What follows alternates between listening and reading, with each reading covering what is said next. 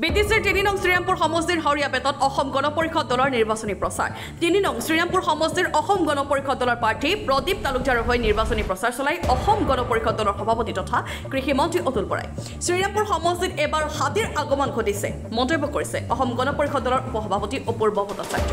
পৰিষদীয় নিৰ্বাচনৰ প্ৰাৰ্থী প্ৰদীপ তালুকদাৰৰ সপক্ষে নিৰ্বাচনী প্ৰচাৰত আহিল শ্ৰীৰামপুৰ ৩ নম্বৰ শ্ৰীৰামপুৰ পৰিষদীয় সমষ্টিৰ তেখেত প্ৰাৰ্থী ৰাইজৰ যি সহযোগিতা ৰাইজৰ যি উৎসাহ উদ্দীপনা এই সমষ্টি পৰিষদীয় সমষ্টিৰ ৰাইজৰ আমি দেখি অত্যন্ত আনন্দিত হৈছোঁ আৰু উৎসাহিত হৈছোঁ আমাৰ বিশ্বাস ইয়াত আগতে আমি এই পৰিষদীয় সমষ্টিত কেতিয়াও অংশ লোৱা নাই প্ৰথমবাৰৰ কাৰণে লৈছোঁ কিন্তু এই সমষ্টিটো এই পৰিষদীয় সমষ্টিটো যিহেতু গোসাইগাঁও বিধানসভা সমষ্টিৰ অন্তৰ্ভুক্ত আছিল অসম গণ পৰিষদৰ এটা সময়ত ইয়াত বিধায়ক আছিল তেখেত অসম মন্ত্ৰীসভাত অন্তৰ্ভুক্ত হৈছিল আজি মই বিভিন্নজনক লগ পাওঁতে তেখেতসকলে কৈছে যে আমি আগতে থাকি আছো গতিকে তেওঁলোকে এই চিম্বলটো দেখা পাই অত্যন্ত আনন্দিত হৈছে ৰাইজ ওলাই আহিছে যদিও যোৱা দিনকেইটাত আমাৰ ইয়াত কোনো MCLA বা কোনো প্ৰতিনিধি নাছিল আমাৰ বিশ্বাস ৰাইজে এইবাৰ আমাৰ প্ৰাৰ্থীগৰাকীৰ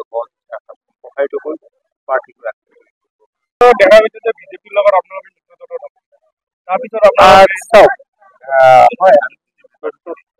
আৰু আপোনালোকে সেইটো জানেই যে বিজেপি নেতৃত্বাধীন মিত্ৰ চৰকাৰৰ UPPL আছে UPPL আমাৰ মিত্ৰ UPPL মিত্ৰ বিজেপিও মিত্ৰ যিহেতু পৰিষদীয় নিৰ্বাচন আৰু আমাৰ দলৰ কৰ্মকৰ্তাসকলৰ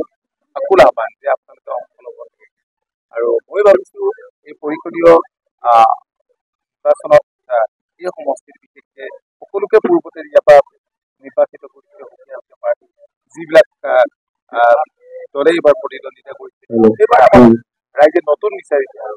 নতুনক এইবাৰ নতুন মুখ বিচাৰিছে গতিকে ৰাইজে পাইছে ৰাইজৰ মাজলৈ আমি আগবঢ়াই দিছোঁ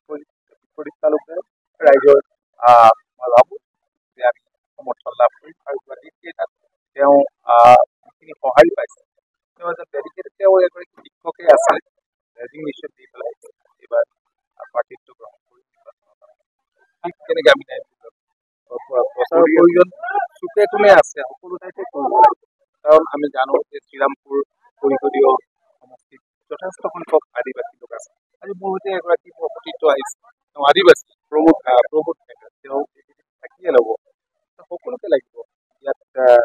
হিন্দু মুছলমান বঙালী আদিবাসী বড়ো আৰু মই মৰ্মে উপলব্ধি কৰোঁ যিহেতু উপেন ব্ৰহ্ম আমাৰ বন্ধু আছিল